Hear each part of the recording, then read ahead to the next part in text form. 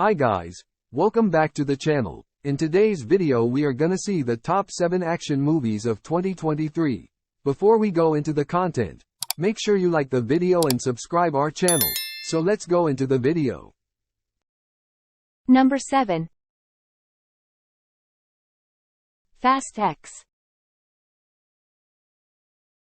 This starts when Dominic Toretto gets a surprise visit from Cypher. She has come to warn him about a new threat, Dante Reyes, the son of Hernan Reyes. Meanwhile, Roman has been tasked with leading a mission with Tej, Ramsey and Han. However, this was a trap, to give Dante a chance to make Dominic and his family the most wanted people in the world. Dom must do everything he can to figure out what Dante wants and stop him before he takes his family, when he wants to make them suffer. This movie was actually better than the last one. The elements shown in this movie were believable and realistic. Jason Momoa's acting was on another level. He was the one who gave life to this movie by his psychiatric acts, and John Cena's role made this movie a bit charming and colorful.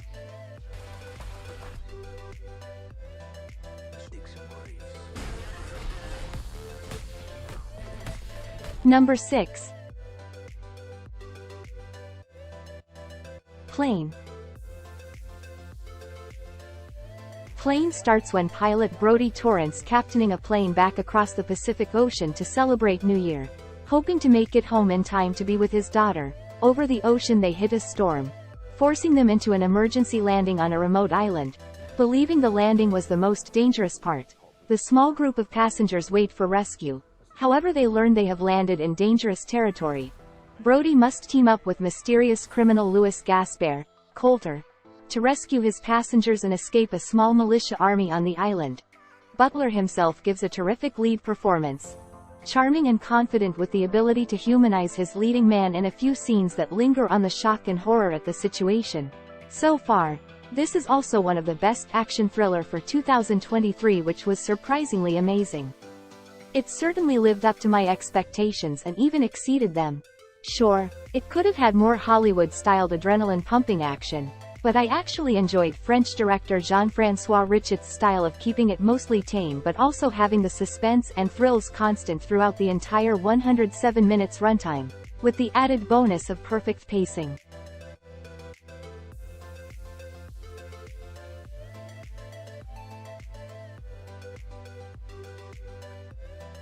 Number 5. Mission Impossible: Dead Reckoning Part 1. This movie once again follows IMF agent Ethan Hunt as he is tasked with recovering the latest world-ending MacGuffin, the Entity. This has hacked into every major defense system, military system and intelligence networks, and is at the center of a race between most of the world to claim its power. Naturally, Hunt isn't doing this alone, as he's got his usual team of Benji, Luther and Ilsa, with a newcomer Grace. And yes, there's plenty of everyone running and some very over-the-top action sequences. This is possibly the most open and obvious a mission film has been, with its deeper meaning for cinema and what aspect of Cruise's career is being dissected, this time with a film that focuses on Ethan's relationship with women. And once again, Tom Cruise single-handedly takes on this movie alone. No place that I won't go to kill you. That is written.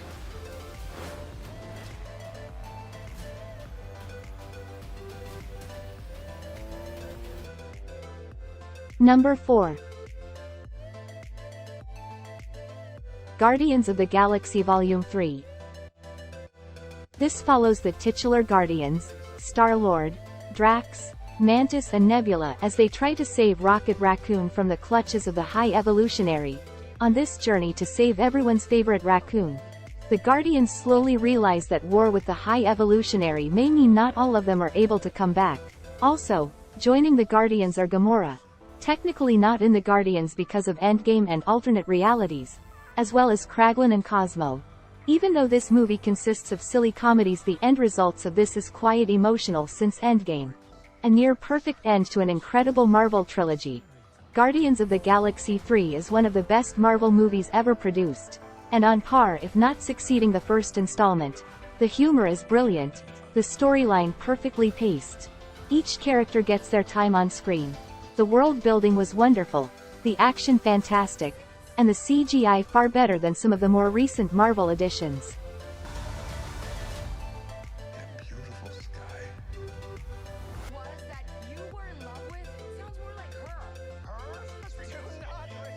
Number 3. Spider-Man Across the Spider-Verse. This movie starts as Miles looks to continue with his life after the previous encounters with Spider-People. However, his life isn't as easy as he imagined, and a new villain known as the Spot is causing him problems. Elsewhere, Gwen is struggling with her own life and her connection with her father. After Gwen gets to meet Miguel O'Hara, another Spider-Man, she learns of a wider group of Spider-People. She uses her new connection to see Miles. Unfortunately, it leads to a bigger problem, as Miles isn't prepared for where the journey will take him, making him public enemy number 1 in the Spider-People universe. The animation, flow of everything, genius character development, and action were all electrifying. This is one of the best Spider-Man adaptations, deserving of the high ratings entirely. I love all the portals connecting to other dimensions, and Spot is such a fun villain. It's easily one of the heaviest PG-rated films I've ever seen. Payoffs and character revelations that were only hinted at in the first film are carefully, deliberately unraveled and come around beautifully.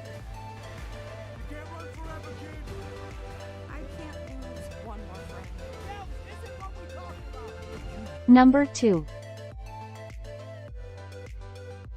John Wick Chapter 4. This picks up where Parabellum left off, with John about to head out to find a way to rid himself of all obligations to the High Table, the governing body of the underworld. The only problem is that because of his excommunicated status, the new head of the High Table, the Marquis Vincent de Gramont, is also sending assassins after him to destroy him and those around him. These assassins include a slight Daredevil knockoff, Kane, and the tracker Mr. Nobody. Because of this and Winston's warning, John has to fight smart to beat the Marquis. This means going back to the family who he walked away from before. In the end, John is willing to do anything to finally have his freedom from the High Table, which is a not-so-subtle hint. This movie consists of all the intense action, running and chasing. It is seemingly like entering a video game world. For some reason I felt that the same course is being repeated in John Wick franchise. Overall, once again John Wick single-handedly carries this movie from the start to the end by every means.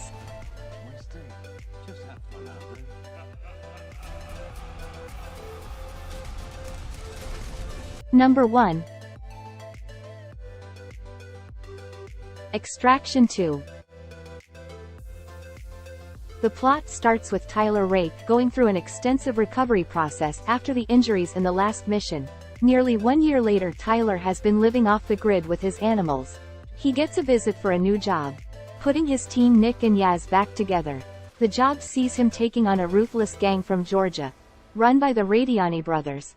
Tyler must break their family out of prison, which would see the whole Radiani army come for him. Against the odds, he must use his skills to escape the situation once again. This movie is certainly for high-intense action thriller. It's just as clear and well shot as in the original, but it's more creative, bigger and harder. It has one of the coolest, longest and most impressive simulated one-takes I've ever seen.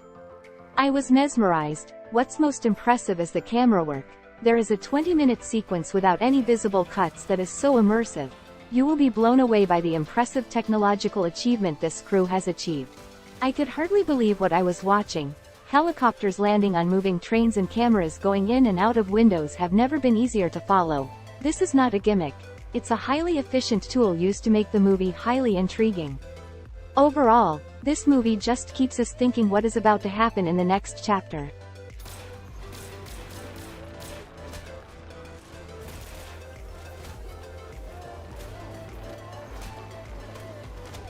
That's it for today, guys. I hope you all enjoy the video. Stay tuned with our channel. Take care and cheers.